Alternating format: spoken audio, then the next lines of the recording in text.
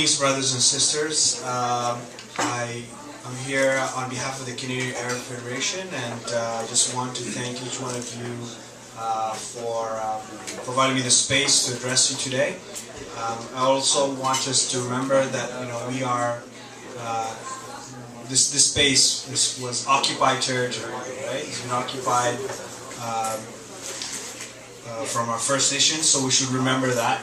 Remember, wherever there is occupation, wherever there's injustice, we have an obligation to defend the rights of the people of those lands. So I'm going to speak briefly about a couple of things. I'm going to quickly talk about the challenges that CAF has been facing for the past couple of years.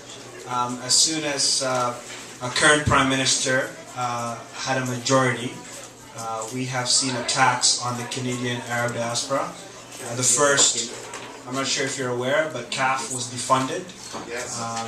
And as soon as no consequences were felt, they went and to defund other progressive organizations, including the United Church and a couple of other organizations, like Kairos, which was funded by many churches in Canada.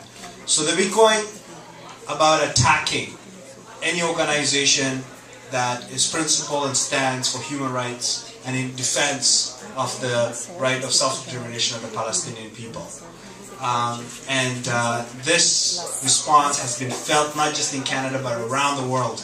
I'm not sure if you remember, but Canada lost for the first time ever its bid to serve on the UN Security Council.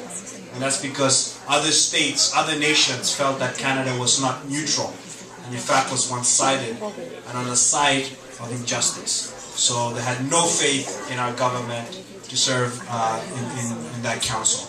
But the consequences have gone further than that. Our relation with the Arab world and with the Arab diaspora is at its weakest. If you talk to members of the Canadian Arab community, they're just shocked at how Canada's vision, Canada's image internationally was so progressive and positive, and one that served as a broker for peace, but now is seen as a strong supporter of an apartheid Israel state.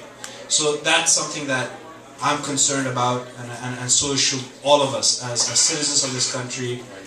We should be proactive in reminding our representatives that we don't want to be a country that just supports an apartheid system in the occupied territories. But I have some good news to share with you. The good news is people like you have said enough is enough, and this movement has been led by many youth. For the first time ever, resolutions have been passed at national student organizations such as the Canadian Federation of Students. Basically, I'm trying to remember the wording of the resolution, but basically criticizing our government's role and criticizing the actions of Israel. And member organizations of the National Student Movement, student unions across Ontario, have passed for the first time ever a boycott, divestment and sanctions campaign. The last time such motions were passed was when we had another apartheid state, which was in South Africa. Right? This news is as recent as a month ago. Right? It was passed in the University of Toronto Mississauga Students' Union. The York Federation of Students just passed a BDS resolution. It passed at the Ryerson Students' Union. So other student unions are following through with a commitment you've seen from the youth of fighting against apartheid in all its forms. So those are the good news. There's action. Also, our judiciary is reviewing I think in my opinion, the prejudiced decision of our government to target community organizations such as CAF because of the lobbying work that we do, and because we speak of a common language that everyone should understand, and that is international law, right? Laws have to be applied equally. They cannot be applied selectively, right? And that's what we're pushing for. We're pushing for justice. And I remember Martin Luther King's famous line, "Injustice anywhere is a threat to justice everywhere." Right? So we should continue a fight for justice. So that's the first point. The second thing that I wanted to quickly talk about was what you can do. 1 minute, brother. 1 minute. What you can do. What you can do is you can support not just CAF, but other organizations that pursue for justice, whether it's workers' rights, whether it's the rights of our brothers and sisters internationally.